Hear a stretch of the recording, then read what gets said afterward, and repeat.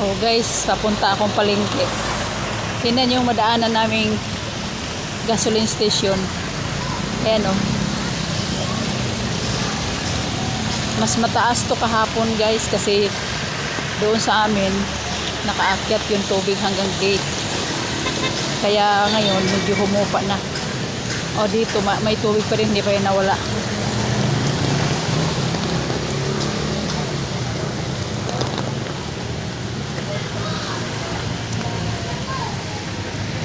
Ayan, papunta akong palengke. May bibilhin lang ako.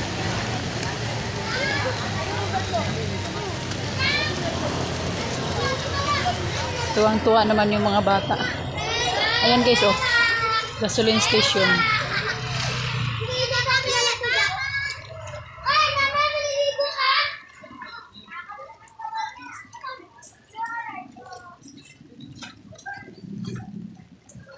Okay guys, hanggang dito lang muna.